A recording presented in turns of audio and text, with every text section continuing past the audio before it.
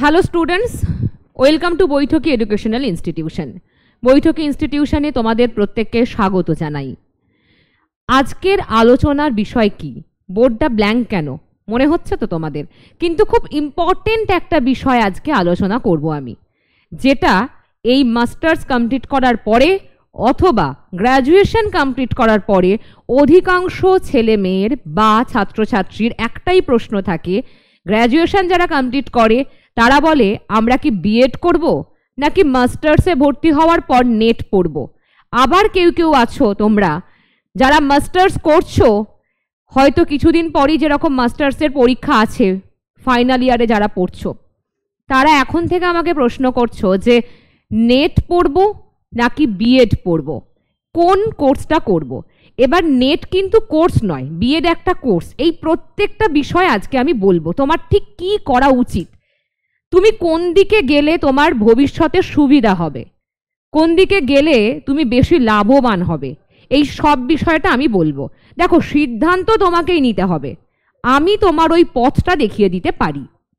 তাহলে আজকের ভিডিওর বিষয় কি? Net versus BEd. ওকে,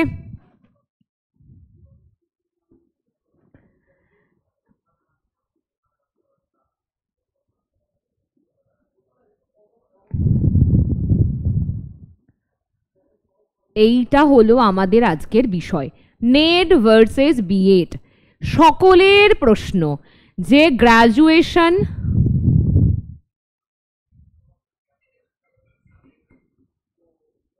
গ্র্যাজুয়েশন এবং এমএ কমপ্লিট করার পরে কি পড়া উচিত, নেট নাকি বিএড? এই প্রশ্নের উত্তরটাই আজকে আমি দেব। দেখো, প্রথমত একটা বিষয়, নেট যদি আমি বলি প্ল্যান এ, তো অবশ্যই বলবো BEd plan B. NET plan A হলে অর্থাৎ এ আর বি, এই দুটো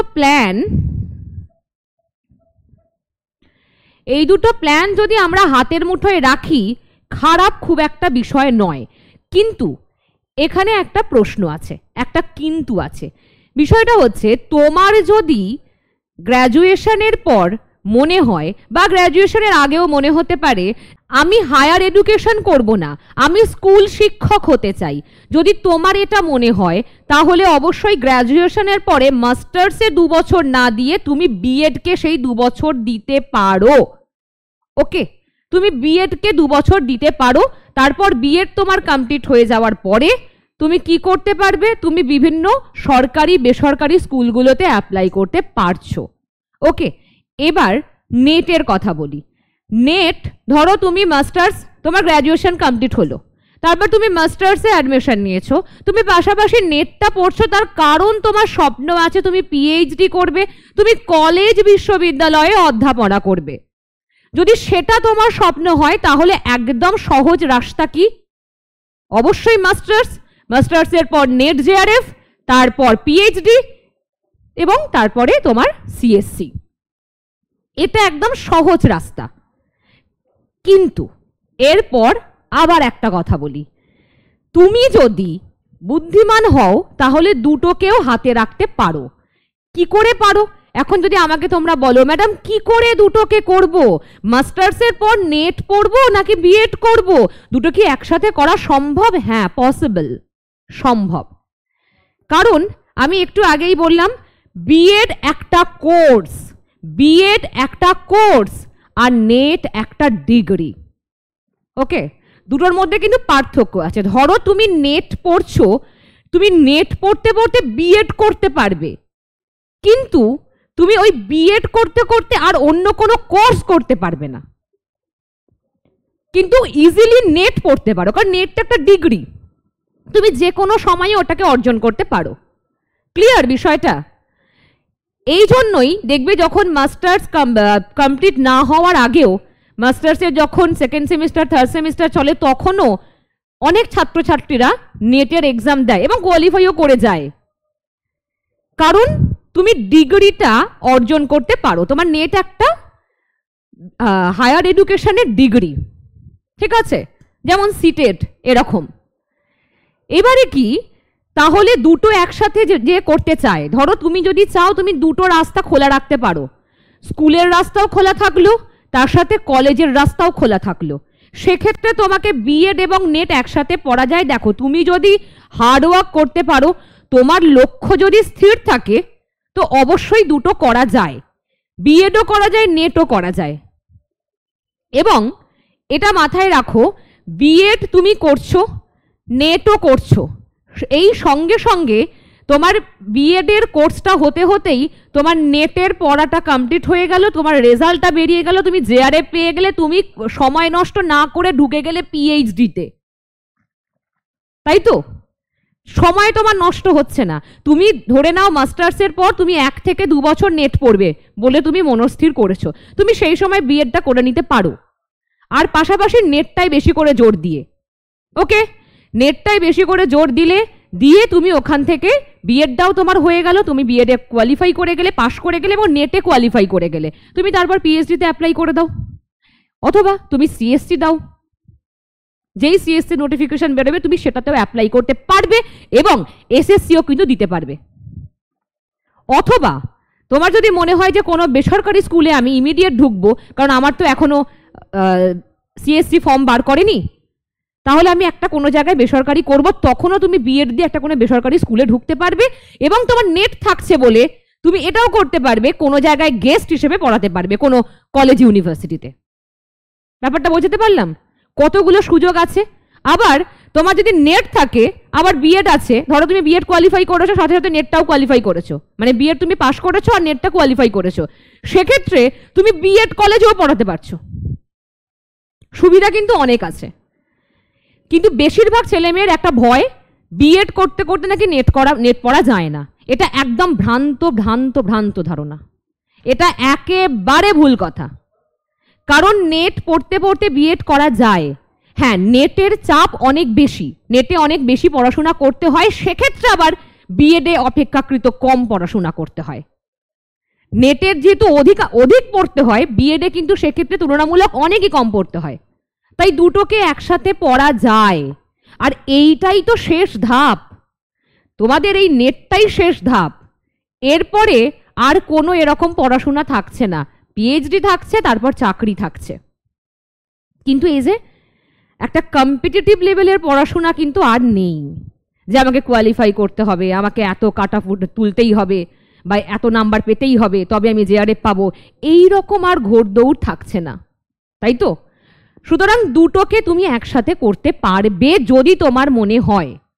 এবার আরেকটা কথা বলে দিই, যাদের ধরো একদম লক্ষ্য স্থির আছে, আমি স্কুলে যাব না, আমি শুধু কলেজেই পড়াতে চাই, কলেজ অথবা বিশ্ববিদ্যালয়, তাদের কাছে একদম সহজ লাইন। যেরকম প্রথমে একটা জায়গা আমি বলেছিলাম ছাত্রছাত্রীদের ক্ষেত্রে, যাদের গ্র্যাজুয়েশন হচ্ছে তারা যদি না চাও হায়ার এডুকেশন করতে, তাদের জন্য বিএড খোলা আছে, বিএড তুমি করলে তারপরে সরকারি বেসরকারি জায়গায় স্কুলে চাকরি পেলে, ওকে। যেমন এই একটা লাইন খোলা আছে, তেমনি অপরদিকে আরেকটা লাইন আরেকটা ছাত্রছাত্রীদের জন্য যেটা বলবো, যারা চাও যে স্কুলে আমি পড়াবো না, আমি কেবলমাত্র কলেজে পড়াবো, তাদের কিন্তু একদম ক্লিয়ার এই দৃষ্টিভঙ্গি রাখা উচিত। আমি মাস্টার্স করছি গ্র্যাজুয়েশনের পরে, দেন বা আমি এমএসসি করছি গ্র্যাজুয়েশনের পরে, দেন আমি কি করব, আমি নেট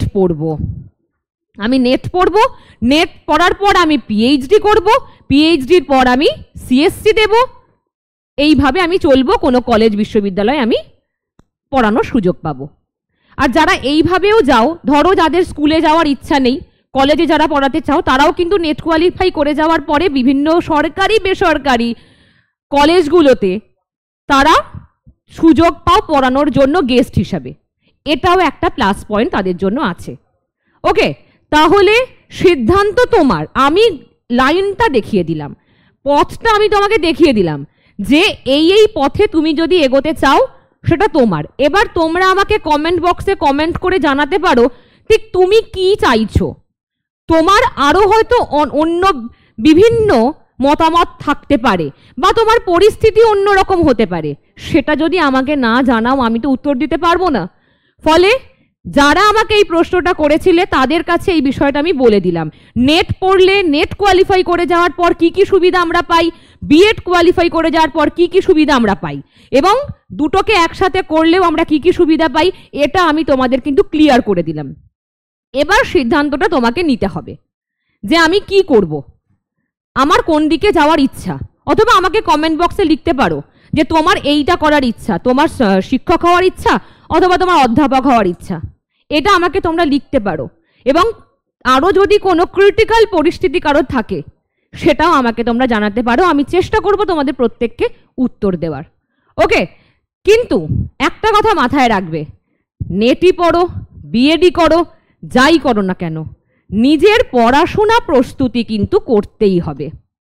কারণ আমরা দেখি কি, বিএডের পরও, বিএড ধরো করলে তুমি, বিএড কোর্সটা তো অপেক্ষাকৃত সহজ, কিন্তু তারপরে কি করতে হয়, তারপর এসএসসির জন্য পরীক্ষা দিতে হয়। তেমনি নেটটা যেমন খুবই কঠিন, তার থেকেও কঠিন আছে ইন্টারভিউ, সিএসসির ইন্টারভিউ। একদিকে এসএসসি, একদিকে সিএসসি। পড়াশোনা চালু করতেই হবে, পড়াশোনা সব সময় কন্টিনিউয়াসলি করে যেতে হবে, আর অবশ্যই কনসিস্টেন্সি মেনটেন করতে হবে। আর একটা কথা সব সময় মনে রাখবে, তুমি যদি নিজেকে সাহায্য না করো, স্বয়ং ঈশ্বরও তোমাকে সাহায্য করবে না। এইটা মাথায় রেখে নিজেকে তৈরি করো।